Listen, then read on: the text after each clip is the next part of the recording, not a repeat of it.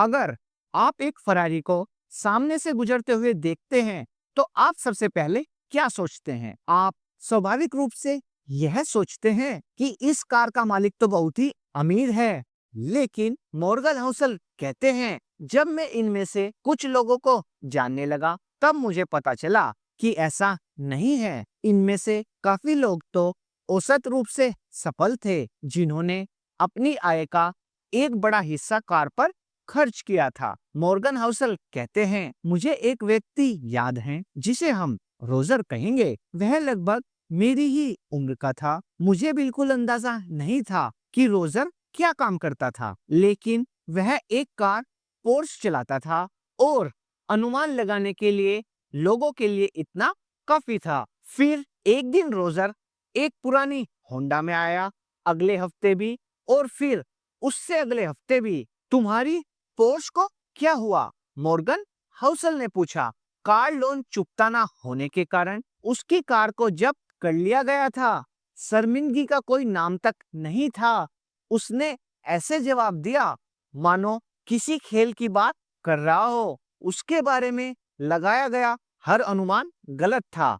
$1 लाख की कार चलाने वाला व्यक्ति अमीर हो सकता है, लेकिन उसकी संपत्ति के बारे में आपके पास जो एकमात्र जानकारी है, वह यह है कि अब उसके पास कार खरीदने के लिए पहले से $1 लाख कम है। सिर्फ यही है जो आप उन लोगों के बारे में जानते हैं। असली संपत्ति तो वह होती है जो आपको कभी दिखाई नहीं देती। दोस्तों, इस बुक में 7 सीक्रेट्स बताए गए हैं, जिन्हें मॉर्गन हाउसल ने अमीर बनने के लिए रिकमेंड किया है। कोई भी इन सीक्रेट्स को अपनाकर अपनी जिंदगी सक्सेसफुल बना सकता है। अगर आप अपनी जिंदगी में पैसा, मान सम्मान, पर्सनैलिटी, सुकून और खुशी चाहते हैं, तो इसके सीक्रेट्स आप आज की ऑडियो बुक में जान सकते हैं। दोस्तों, अब तैयार हो जाइए, क्योंकि जो मौका अब आपके हाथ लगने वाला है, आपकी लाइफ को पूरी तरह बदलकर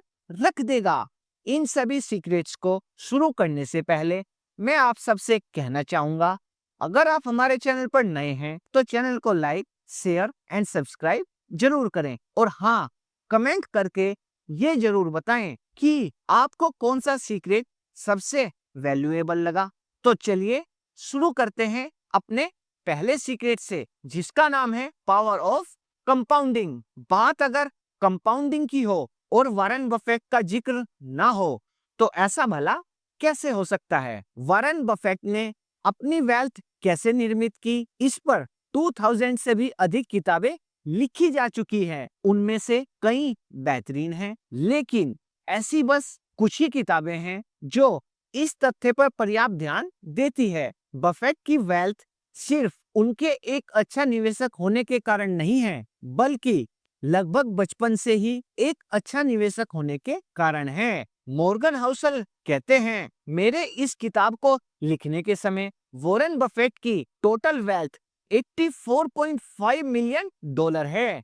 उसमें से लगभग $84.2 बिलियन 50वें जन्मदिन के बाद पूंजित हुई और 81% $5 बिलियन लगभग 65 की उम्र में सामाजिक सुरक्षा की योग्यता प्राप्त करने के बाद आई। वॉरेन बफेट एक असाधारण निवेशक हैं, लेकिन अगर आप उनकी सारी सफलता को निवेश कुशलता से जोड़ते हैं, तो आप एक मुख्य बिंदु को छोड़ देंगे। उनकी सफलता की वास्तविक कुंजी यह है कि वे एक शताब्दी के 3/4 भाग तक एक असाधारण निवेशक रहे हैं। अगर उन्होंने 30 की उम्र में निवेश आरंभ किया होता और 60 की उम्र में सेवानिवृत्त हो गए होते, शायद ही किसी ने उनका नाम कभी सुना होता। एक छोटे से विचार परीक्षण पर नजर डालिए। बफेट ने 10 वर्ष की उम्र में गंभीर रूप से निवेश शुरू कर दिया था। 30 की उम्र तक पहुंचने तक उनकी शुद्ध संपत्ति $1 मिलियन थी, या $9.3 मिलियन मुद्रास्फीति से समायोजित होने के बाद। लेकिन अगर वे कोई सामान्य व्यक्ति होते, जिसने अपनी किशोरावस्था और युवावस्था दुनिया घूमते हुए, अपनी अभिलाषा ढूंढते हुए बिताई होती, और 30 की उम्र में उनकी शुद्ध संपत्ति मान लीजिए $25,000 होती, और मान लेते हैं कि वे फिर भी असाधारण वार्षिक निवेश प्रतिफल कमाने में सक्षम रहते जो उन्होंने उत्पन्न किया है 22% प्रति वर्ष, लेकिन 60 की उम्र में निवेश करना छोड़ देते जिससे गोल्फ खेल सके और अपने नाती पोतों के साथ समय बिता सके। आज उनकी शुद्ध संपत्ति का मोटा अनुमान कितना होता? 84.5 बिलियन डॉलर तो नहीं, 11.9 मिलियन डॉलर। उनकी वास्तविक शुद्ध संपत्ति से 99.9% कम। प्रभावी रूप से वॉरेन बफेट की वित्तीय सफलता को उस वित्तीय आधार से जोड़ा जा सकता है जो उन्होंने अपनी किशोरावस्था में बनाया और वह दीर्घायु जिसे अपनी वृद्धावस्था में कायम रखा। निवेश उनका कौशल है, लेकिन उनका असली सीक्रेट है टाइम। तो दोस्तों, कंपाउंडिंग ऐसे ही काम करती है। अब बात करते हैं अपने अगले सीक्रेट की, जो है सीक्रेट नंबर 2, धनवान बनना बनाम धनवान बने रहना। आइए दो निवेशकों की एक छोटी कहानी के साथ शुरुआत करते हैं। उनमें से दोनों ही एक दूसरे को नहीं जानते थे, लेकिन लगभग एक शताब्दी पहले उन दोनों के रास्ते आपस में दिलचस्प रूप से टकराए। तो दोस्तों, इस कहानी को थोड़ा ध्यान से सुनिए। जेसी लिवरमोर अपने समय के महानतम स्टॉक ट्रेडर थे। उनका जन्म 1877 में हुआ और जब लोग जानते भी नहीं थे कि ट्रेडिंग क्या है, उस समय वे एक पेशेवर ट्रेडर बन गए। 30 वर्ष की उम्र में उनकी संपत्ति मुद्रास्फीति समायोजित होने के बाद 100 मिलियन डॉलर थी। 1929 में जेसी लिवरमोर विश्व के सबसे जाने माने निवेशकों में से एक थे। उस वर्ष स्टॉक मार्केट में आई गिरावट जिसने महामंदी की शुरुआत की, उसने इतिहास में लिवरमोर की विरासत को भी सुदृढ़ कर दिया।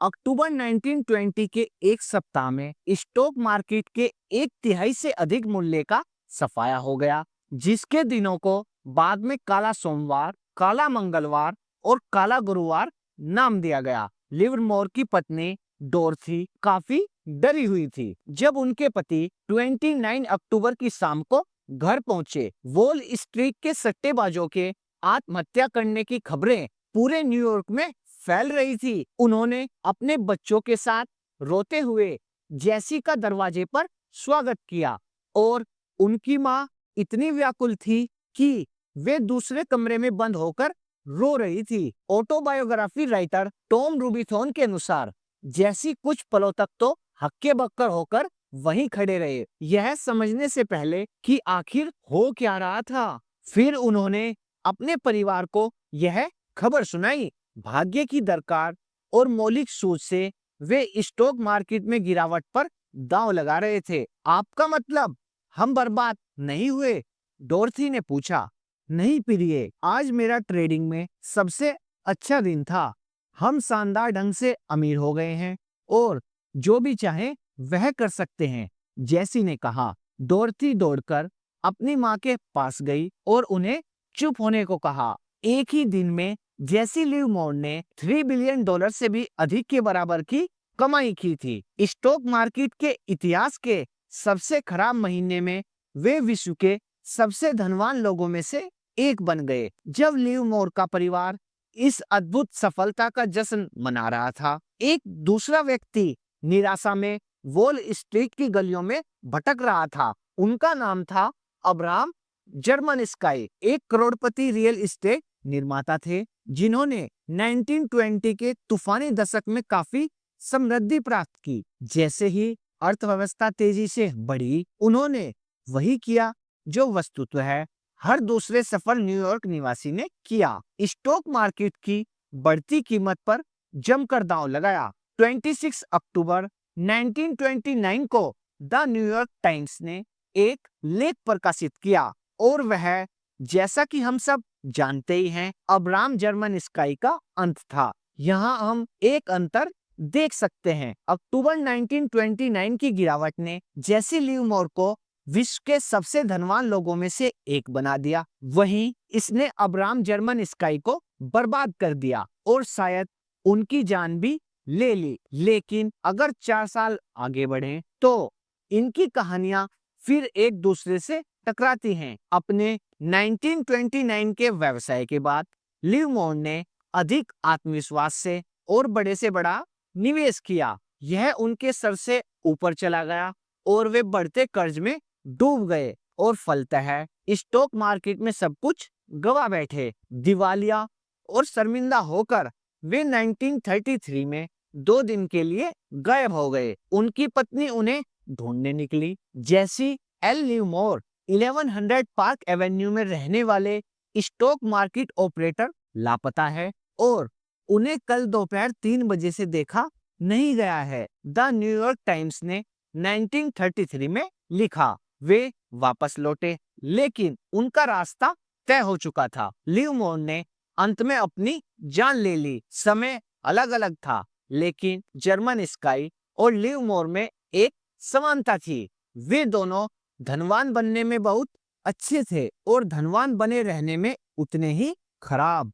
दोस्तों, इन दोनों का भले ही समय अलग अलग था लेकिन जर्मन स्काई और लिवमोर में एक कॉमन बात थी। वे दोनों धनवान बनने में बहुत अच्छे थे और धनवान बने रहने में उतने ही खराब। दोस्तों, अगर आप सोचते हैं कि धनवान शब्द आप पर लागू नहीं होता, इस अवलोकन से मिली सीख सब पर लागू होती है और आय के हर स्तर पर। दोस्तों, इस सीक्रेट से हमने एक महत्वपूर्ण बात ये जानी कि संपत्ति प्राप्त करना एक बात है और इसे बनाए रखना दूसरी। अब बात करते हैं अपने अगले सीक्रेट की, जो है सीक्रेट नंबर 3, भाग्य और जोखिम। दोस्तों, भाग्य और जोखिम, इसको हम बिल गेट्स की कहानी से समझते हैं। तो चलिए शुरुआत करते हैं बिल गेट्स की कहानी से। बिल गेट्स विश्व के उस एकमात्र हाई स्कूल में गए जहां कंप्यूटर था। सिएटल से कुछ ही दूरी पर स्थित लेकसाइड स्कूल में कंप्यूटर कैसे आया? यह कहानी बहुत ही अद्भुत है। बिल डूगल द्वितीय विश्व युद्ध में एक समुद्री विमान चालक थे जो बाद में हाई स्कूल में गणित और विज्ञान के अध्यापक बन गए। दोस्तों, वे मानते थे कि किताबी ज्ञान बिना वास्तविक अनुभव के काफी नहीं। वे यह भी समझते थे कि कॉलेज में पहुंचने के समय हमें कंप्यूटर की कुछ जानकारी की आवश्यकता होगी। स्वर्गीय माइक्रोसॉफ्ट सह संस्थापक पॉल एलन ने याद करते हुए कहा था, 1968 में डूगल ने लेकसाइड स्कूल मदर्स क्लब से निवेदन किया कि वे अपनी वार्षिक फुटकर बिक्री से होने वाली आय का लगभग $3000 से एक टेलीटाइप मॉडल 30 कंप्यूटर लीज पर लें जो टाइम शेयरिंग यानी समय सहभाजन के लिए general electric man frame terminal से जुड़ा हो। टाइम शेयरिंग का प्रिंसिपल 1965 में जाकर आविष्कृत हुआ। बिल गेट्स ने बाद में कहा, कोई निश्चय ही काफी दूरदर्शी था। अधिकतर यूनिवर्सिटी ग्रेजुएट स्कूलों के पास इतना अग्रवर्ती कंप्यूटर नहीं था जैसा 8वीं कक्षा में बिल गेट्स के पास था और बिल गेट्स को उससे बेतहाशा लगाव भी था। बिल गेट्स 1968 में 13 वर्ष के थे जब वे अपने सहपाठी पॉल एलन से मिले। एलन को भी स्कूल का कंप्यूटर इस्तेमाल करने का बहुत जुनून था और दोनों मिलते ही गहरे मित्र बन गए। लेकसाइड का कंप्यूटर वहां के सामान्य पाठ्यक्रम का भाग नहीं था। यह एक इंडिपेंडेंट अध्ययन कार्यक्रम था। बिल और पॉल आराम से कंप्यूटर में अपनी रचनात्मकता को स्वच्छंद रूप से विचरण करने देते थे। स्कूल के बाद देर रात में या सप्ताह में वे शीघ्र ही कंप्यूटिंग में माहिर हो गए। अपने ऐसे ही एक देर रात के सत्र में एलन को याद है कि बिल गेट्स ने एक बार एक फॉर्चून मैगजीन दिखाते हुए कहा था, तुम क्या सोचते हो, एक फॉर्चून 500 कंपनी चलाना कैसा लगता होगा? एलन ने कहा था कि उन्हें इस बारे में कुछ जानकारी नहीं है। शायद एक दिन हमारी खुद की कंप्यूटर कंपनी होगी। गेट्स ने कहा, अब माइक्रोसॉफ्ट का कुल मूल्य $1 ट्रिलियन से भी अधिक है। दोस्तों, अब एक मिरेकल कैलकुलेशन करते हैं। 1968 में यूएन के अनुसार विश्व में लगभग 303 मिलियन हाई स्कूल की उम्र के लोग थे। उनमें से लगभग 18 मिलियन यूएस में थे और इनमें से लगभग 2,70,000 वॉशिंगटन स्टेट में रहते थे। 1 लाख से कुछ अधिक सिएटल में रहते थे और इनमें से सिर्फ 300 लेक साइड स्कूल में जाते थे। 303 मिलियन से शुरू करके 300 पर खत्म। 1 मिलियन हाई स्कूल आयु के विद्यार्थियों में से सिर्फ एक ने ऐसे स्कूल में पढ़ाई की जहां एक कंप्यूटर खरीदने के लिए पैसे और दूरदर्शिता का मेल था। बिल गेट्स उनमें से एक थे। और दोस्तों, हैरानी की बात तो ये है कि गेट्स भी इसे मानने से पीछे नहीं हटे। वो कहते हैं अगर लेकसाइड ना होता तो माइक्रोसॉफ्ट भी नहीं होता। ये बात उन्होंने 2005 की उत्तीर्ण होने वाली कक्षा को बताया। बिल गेट्स अत्यधिक होशियार हैं और उससे भी अधिक मेहनती और अपनी किशोर अवस्था में ही कंप्यूटरों को लेकर ऐसी परिकल्पना रखते थे जो अनुभवी कंप्यूटर अधिकारी भी ना समझ पाए। साथ ही लेकसाइड स्कूल में जाने के कारण उन्हें 1 मिलियन में से एक वाली शुरुआती बढ़त भी मिली। दोस्तों, अब मैं आपको बिल गेट्स के मित्र केंट इवांस के बारे में भी बताता हूँ। उसने भाग्य के भाई जोखिम की उतनी ही शक्तिशाली मात्रा का अनुभव किया। बिल गेट्स और पॉल एलन का नाम माइक्रोसॉफ्ट की सफलता के कारण घर घर में प्रसिद्ध हो गया,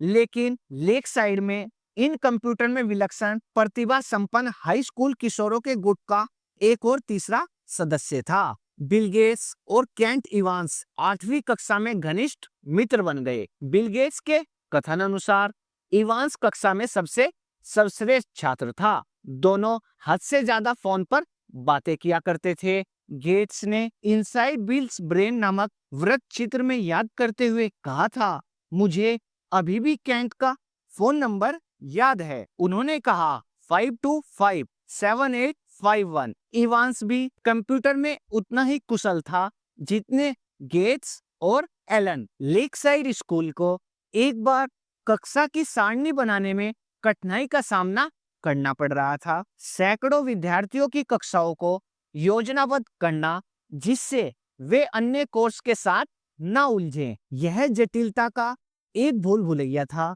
स्कूल ने बिल और केंट को, जो खुद बच्चे थे, यह काम सौंपा कि वे एक ऐसा कंप्यूटर प्रोग्राम बनाएं जो इस समस्या को सुलझा सके, और यह काम कर भी गया।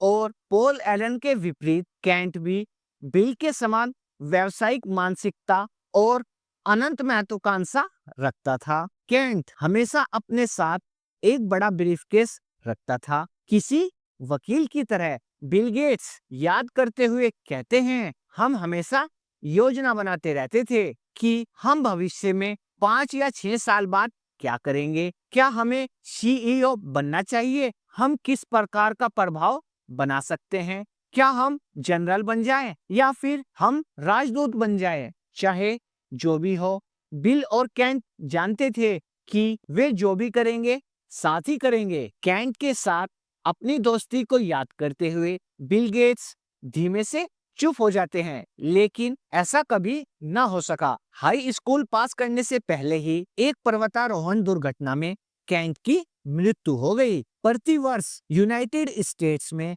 पर्वतारोहण में लगभग 3 दर्जन लोगों की मृत्यु होती है और हाई स्कूल में एक पहाड़ पर मरने की संभावना लगभग 1 मिलियन में से एक है। बिल गेट्स ने लेक साइड जाकर 1 मिलियन में से एक का भाग्य पाया। केंट इवांस ने 1 मिलियन में से एक का जोखिम पाया, जिसके चलते जो वह और गेट्स प्राप्त करना चाहते थे वह उसे कभी पूरा कर ही नहीं पाया। एक जैसा बल, एक ही मात्रा, बस विपरीत दिशाएं।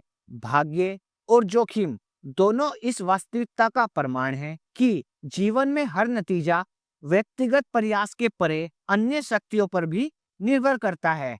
वे दोनों इतने समान हैं कि आप एक को सम्मान दिए बिना दूसरे में विश्वास नहीं रख सकते। ये दोनों इसलिए अस्तित्व रखते हैं क्योंकि संसार इतना जटिल है कि आपके 100% प्रयासों से आपको 100% नतीजे नहीं मिल सकते। वे बस एक ही बात से चलते हैं। आप इस खेल में 7 बिलियन लोगों में से एक हैं, जिसमें अनगिनत चीजों में फेरबदल होती रहती है। कभी कभी आपके नियंत्रण के परे के संयोगवश परिणाम आपके योजनाबद्ध प्रयासों से अधिक अहम सिद्ध होते हैं, लेकिन दोनों को मापना इतना कठिन है और स्वीकार करना इतना मुश्किल कि ये अक्सर नजरअंदाज हो जाते हैं। हर बिल गेट्स के साथ एक केंट इवांस भी होता है, जो उतना ही प्रतिभावान और प्रेरित था, किंतु जीवन के चरखे के दूसरी ओर पलटकर रह गया।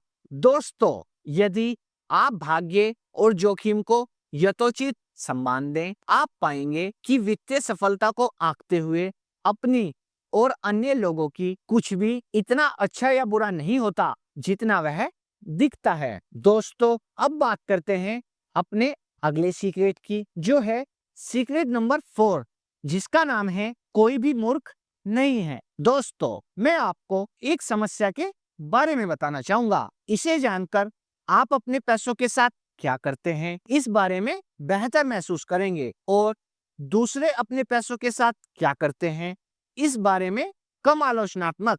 लोग पैसे के साथ कुछ मूर्खतापूर्ण हरकतें करते जरूर हैं, लेकिन कोई भी मूर्ख नहीं है। बात असल में यह है, अलग अलग पीढ़ियों के लोग जिनका पालन पोषण करने वाले माता पिता की आय अलग है, जीवन मूल्य अलग है, जो विश्व के विभिन्न क्षेत्रों में अलग अलग अर्थव्यवस्था में जन्मे, जिन्होंने अलग अलग जॉब मार्केट में विविध प्रकार के प्रोत्साहन और भाग्य का अनुभव किया, वे एक दूसरे से बहुत अलग पाठ सीखते हैं। दुनिया कैसे चलती है, इस बारे में हर किसी का अपना ही अनुभव होता है, और जो आपने अनुभव किया है वह कहीं अधिक प्रभावशाली है उसके मुकाबले जो आप किसी और से सुनते या सीखते हैं। इसलिए हम सब, आप, मैं और हर व्यक्ति धन दौलत कैसे काम करती है, इससे संबंधी अपने मूल्यों के सहारे अपना जीवन गुजारते हैं, और अलग अलग लोगों के लिए इन मूल्यों में जमीन आसमान का फर्क हो सकता है। जो आपको मूर्खतापूर्ण लगे वह मेरे लिए मायने रख सकता है। जो व्यक्ति गरीबी में पला बड़ा वह जोखिम और प्रतिफल के बारे में जैसे सोचता है, एक समृद्ध बैंकर की संतान चाहे भी तो वैसे ना सोच पाए। एक व्यक्ति जो ऐसे समय में पला बड़ा जब मुद्रास्फीति की दर अधिक थी, उसने वह अनुभव किया जो उस व्यक्ति को नहीं करना पड़ा जो स्थिर कीमतों के बीच पला बड़ा। एक स्टॉक ब्रोकर जिसने महामंदी में अपना सब कुछ गवा दिया, उसने जो अनुभव किया 1990 के दशक के वैभव में काम करने वाला एक तकनीकी कर्मचारी उसकी कल्पना भी नहीं कर सकता। एक ऑस्ट्रेलियन जिसने 30 वर्षों में कोई आर्थिक मंदी नहीं देखी, उसने कुछ ऐसा अनुभव किया है जो किसी अमेरिकी नागरिक ने कभी नहीं किया। बस इतना ही नहीं, अनुभवों की यह सूची असंख्य है। आप धन दौलत के बारे में कुछ ऐसा जानते हैं जो मैं नहीं जानता, और इसका विपरीत भी उतना ही सच है। जिन धारणाओं, उद्देश्यों, पूर्वानुमानों के साथ आप अपना जीवन जीते हैं वह मुझसे अलग हो सकता है। ऐसा इसलिए नहीं कि हम में से एक दूसरे से अधिक होशियार हैं या अधिक जानकारी रखता है, ऐसा इसलिए है कि हमारे जीवन अलग हैं, जो हमारे विविध और बराबरी के ठोस अनुभव से रचे हैं। धन के साथ आपके व्यक्तिगत अनुभव, संसार में क्या हुआ, शायद उसका 0.007 टाइम 1% मात्र है, लेकिन आपके विचार अनुसार संसार कैसे चलता है उसका 80% है। इसलिए समान रूप से होशियार लोग इस बात पर बहस कर सकते हैं कि मंदी कैसे और क्यों होती है, आपको निवेश कैसे करना चाहिए, आपको किसे प्राथमिकता देनी चाहिए, कितना जोखिम उठाना चाहिए आदि। 1930 के अमेरिका प्राखी अपने किताब में फ्रेडरिक लुइस एलन ने लिखा कि महामंदी ने लाखों अमेरिकियों को उनके शेष जीवन काल के लिए अंदरूनी तौर पर प्रभावित किया है, लेकिन अनुभवों में काफी विभिन्नता थी। 25 वर्ष बाद जब जॉन एफ कैनेडी राष्ट्रपति चुनाव लड़ रहे थे, एक रिपोर्टर ने उनसे पूछा कि उन्हें महामंदी के बारे में क्या याद है। दोस्तों, उन्होंने टिप्पणी की, मुझे महामंदी के बारे में कोई प्रत्यक्ष जानकारी नहीं। मेरा परिवार दुनिया के सबसे धनी परिवारों में से एक था और यह उस समय काफी था। हमारे पास बड़े घर, नौकर चाकर थे और हम बहुत घुमा फिरा करते थे। जो चीज मैंने प्रत्यक्ष रूप से देखी वह बस यह थी कि मेरे पिता ने कुछ और मालियों को सिर्फ इसलिए काम पर रखा कि उन्हें नौकरी मिल जाए जिससे वे अपना पेट भर सकें।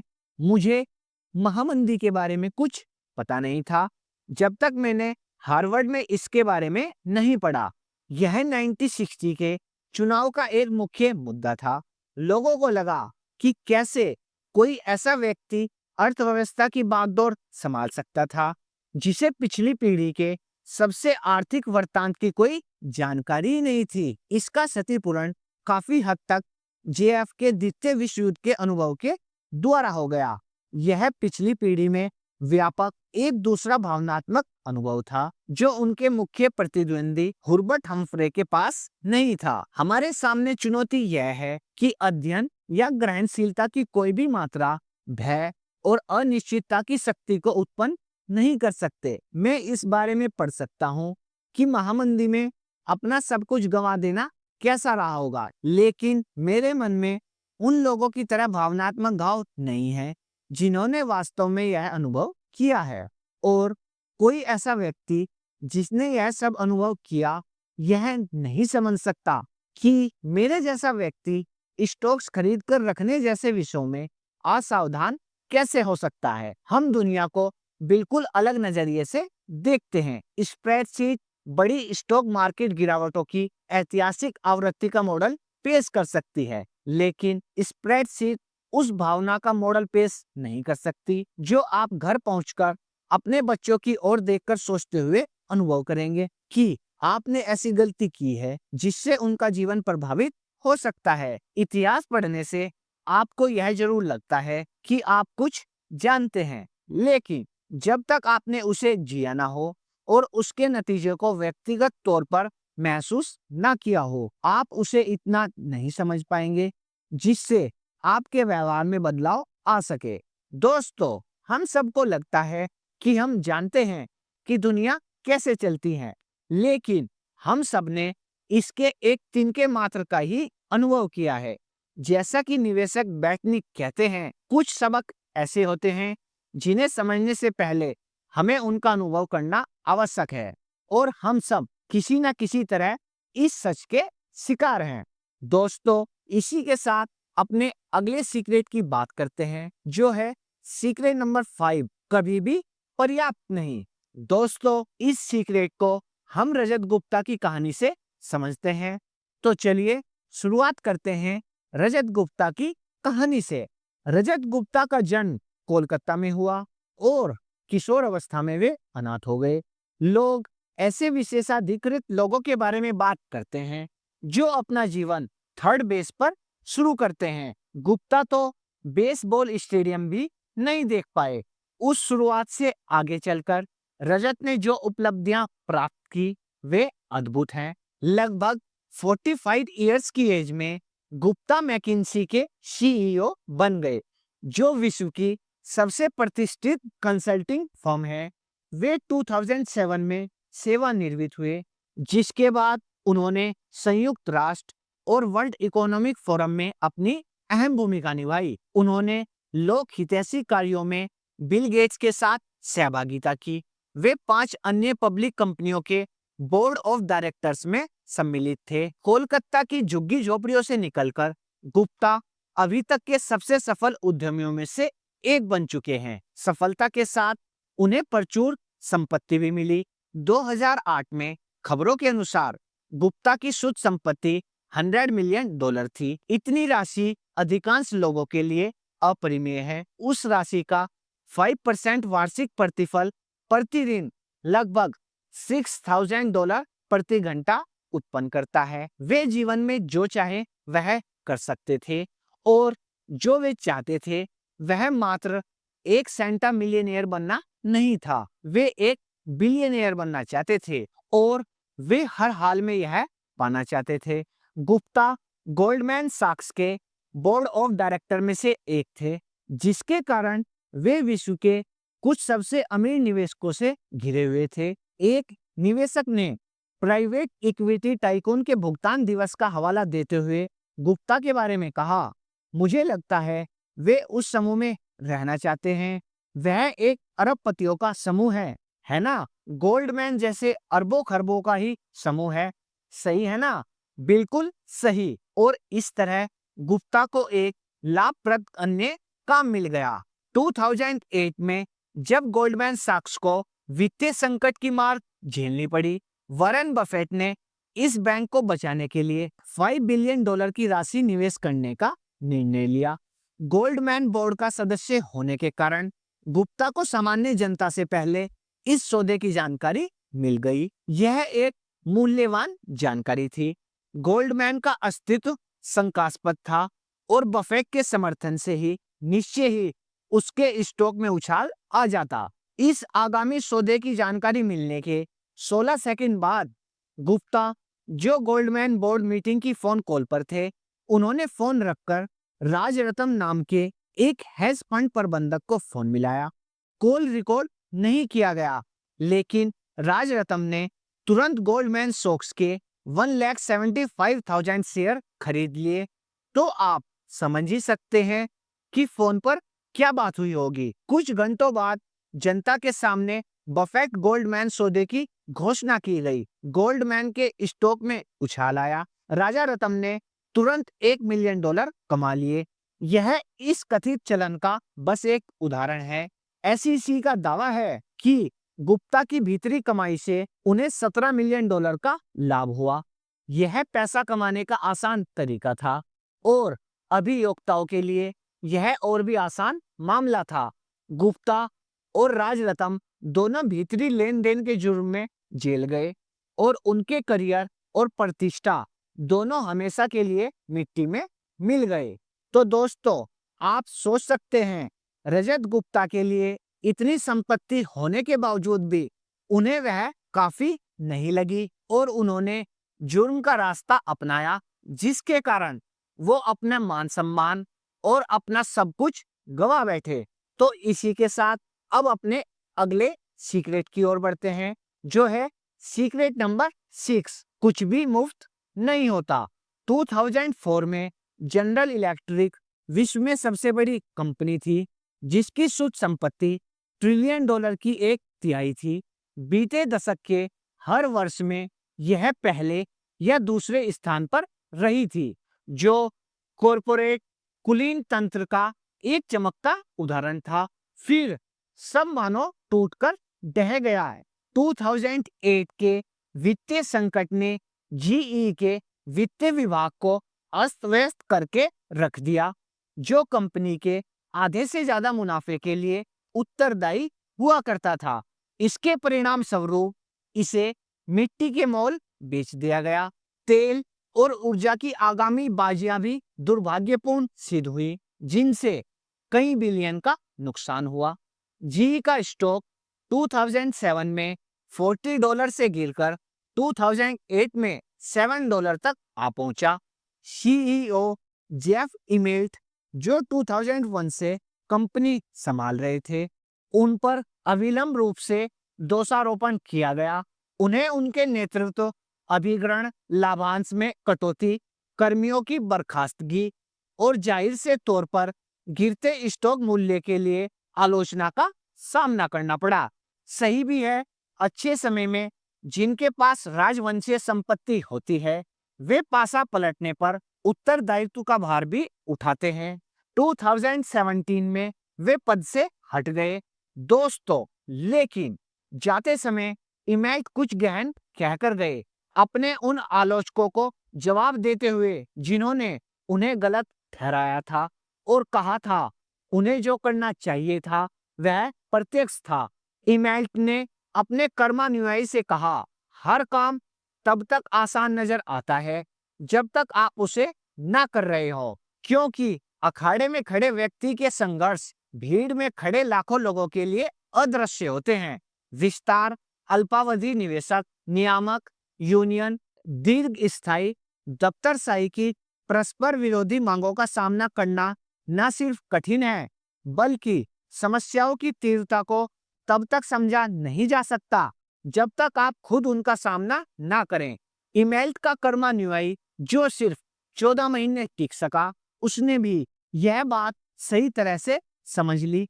बहुत सी चीजें सिद्धांत की तुलना में प्रयोग में अधिक कठिन होती है। कई बार ऐसा इसलिए होता है कि हम अति विश्वासी हो जाते हैं। अधिकतर बार हम सफलता के मूल्य को सही तरह नहीं आंक पाते और इसी कारण हम इसे चुकाने में भी सक्षम नहीं हो पाते।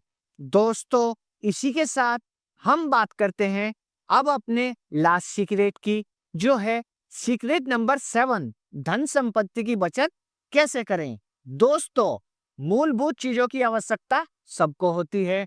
जब वे पूरी हो जाती है, आरामदेह मूलभूत आवश्यकताओं का एक और स्तर होता है और उसके बाद वे मूलभूत आवश्यकताएं होती हैं जो आरामदेह, मनोरंजक और शिक्षात्मक भी हो। लेकिन भौतिकवाद के एक स्तर से आगे बढ़कर खर्च करना आपकी आय की ओर पहुंचते आपके अहंकार को प्रतिबिंबित करता है। पैसे खर्च करने का वह तरीका जिससे लोगों को यह पता चल सके कि आपके पास पैसा है या था। दोस्तों, बचत को बढ़ाने का सबसे शक्तिशाली उपाय आय को बढ़ाना नहीं है, बल्कि अपनी विनम्रता को बढ़ाना है। जब आप बचत को अपनी आय और अहंकार के बीच के अंतर के रूप में देखेंगे, आप समझ पाएंगे कि अच्छी आय वाले इतने लोग आखिर ज्यादा बचत क्यों नहीं कर पाते। स्वाभाविकता के विरुद्ध यह एक दिन प्रतिदिन का संघर्ष बन जाता है, जिसमें आप दूसरों का मुकाबला करने के लिए अपनी चादर से बाहर पैर फैलाते रहते हैं। वे लोग जिनकी व्यक्तिगत वित्तीय सफलता चिरस्थायी होती है, जरूरी नहीं कि उनकी आय अधिक ऊंची हो। उनकी प्रवृत्ति कुछ ऐसी होती है कि दूसरे लोग उनके बारे में क्या सोचते हैं, इस बात से उन्हें कोई फर्क ही नहीं पड़ता। अतः लोगों की बचत करने की क्षमता जितना वे सोचते हैं, उससे कहीं अधिक उनके नियंत्रण में होती है। कम खर्च करके बचत की जा सकती है। अगर आपकी कामनाएं कम हो, तो आप पैसा भी कम खर्च करेंगे। कम खर्च करके बचत की जा सकती है। अगर आपकी कामनाएं कम हो, तो आप पैसा भी कम खर्च करेंगे और आपकी कामनाएं कम रहेगी। अगर आप इस बारे में कम परवाह करेंगे कि दूसरे लोग आपके बारे में क्या सोचते हैं। दोस्तों, जैसा कि मॉर्गन हाउसल ने इस बुक में तर्क किया है, धन संपत्ति वित्त से अधिक मनोविज्ञान पर निर्भर करती है और आपको बचत करने के लिए किसी खास कारण की जरूरत नहीं होती। कुछ लोग घर के अग्रिम भुगतान, नई कार या सेवानिवृत्ति के लिए बचत करते हैं। यह बहुत अच्छी बात है, वाकई। लेकिन बचत करने के लिए हमें किसी विशेष वस्तु को खरीदने के उद्देश्य की आवश्यकता नहीं होती। आप सिर्फ बचत करने के उद्देश्य से बचत कर सकते हैं और वास्तव में आपको ऐसा करना भी चाहिए और सभी को करना चाहिए। किसी विशेष उद्देश्य के लिए बचत करने का मतलब एक पूर्वानुमानित संसार में बनता है, लेकिन हमारा संसार ऐसा नहीं है। पैसा जिस प्रत्यक्ष सामान को खरीद सकता है, उसे सभी जानते हैं। अप्रत्यक्ष पहलू को समझना कठिन है, इसलिए यह अक्सर अज्ञात रह जाता है। लेकिन संपत्ति के अप्रत्यक्ष लाभ हमारे सुख को बढ़ाने में कहीं अधिक मूल्यवान और सक्षम सिद्ध हो सकते हैं, बजाय उन प्रत्यक्ष वस्तुओं के जो हमारी बचत का स्पष्ट रूप से लक्ष्य होती है। दोस्तों, आज की ऑडियो बुक में इतना ही।